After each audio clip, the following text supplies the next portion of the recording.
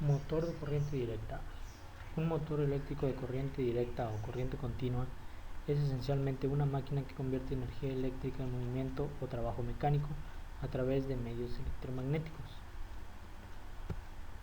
¿Cómo funciona? El funcionamiento de un motor de corriente continua se basa en la fuerza que se produce sobre un conductor eléctrico recorrido por una intensidad de corriente eléctrica en el seno de un campo magnético, según la expresión de la ley de Lorentz,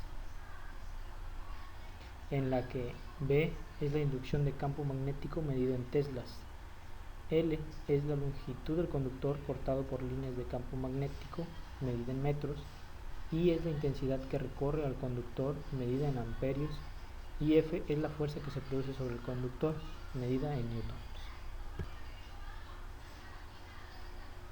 En la imagen de la izquierda, la corriente en el rotor fluye hacia arriba, del polo negativo hacia el polo positivo, creando el polo sur en la parte superior y norte en la inferior.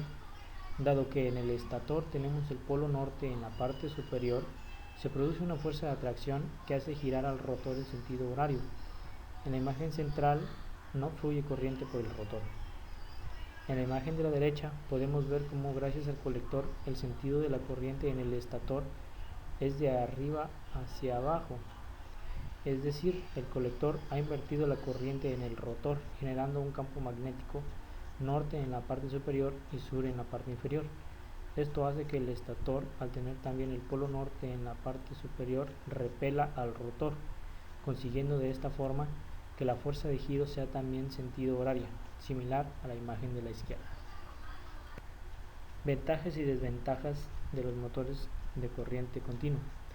Las ventajas: tenemos que el par de giro de arranque es más alto que en los motores de corriente alterna.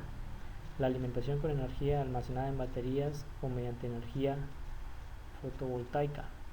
Trabajan con tensión no peligrosa en el caso de los 24 a 12 volts. También pueden trabajar a bajas velocidades. Sus desventajas son que su construcción es más costosa. El momento torsor es más estable en función de la velocidad por debajo de la velocidad nominal en motores de corriente alterna. Si la energía proviene de la red estándar de corriente alterna, para funcionar necesitará una fuente de alimentación que pase de alterna a continua. El voltaje de trabajo es bajo, por lo que para la misma potencia que en alterna necesitan cableado más grueso. Motor de corriente alterna. Los motores de corriente alterna transforman la energía eléctrica en energía mecánica. Se componen de una parte fija o estator y de una parte móvil o rotor.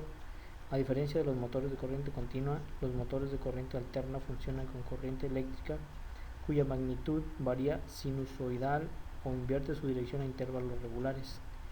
En corriente alterna, los motores se dividen en dos grandes grupos, que son motores síncronos y motores asíncronos. ¿Cómo funciona? El sistema de bobinado simétrico de 3 fases del estator está conectado a un sistema de potencia de corriente trifásica con la tensión y frecuencia apropiadas. Corrientes sinusoidales de la misma amplitud fluyen en cada una de las 3 fases del bobinado. Cada una de las corrientes está temporalmente desviada la una de la otra 120 grados. Como las fases del bobinado están también espacialmente desviadas 120 grados, el estator genera un campo magnético que rota con la frecuencia de la tensión aplicada.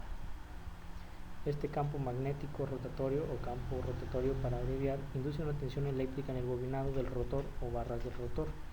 Las corrientes del circuito corto fluyen por el bobinado, está cortocircuitado por el anillo, junto con el campo rotatorio. Esas corrientes crean fuerzas y producen un par por encima del radio del rotor que acelera la velocidad del rotor en la dirección del campo rotatorio. La frecuencia de la tensión generada en el rotor cae a medida que la velocidad del rotor aumenta. Esto se debe a que la diferencia entre la velocidad del campo rotatorio y la velocidad del rotor se vuelve más pequeña. Las ventajas: son más utilizados porque la distribución de la energía eléctrica es hecha de corriente alterna. También son más económicos y se utilizan en procesos menos críticos con mantenimiento menos complejo. Sus desventajas es la velocidad difícil de controlar, complejidad de control, además de que desarrollan menos potencia o menos esfuerzo de torsión por tamaño de marco, y son más caros que motores de corriente continua.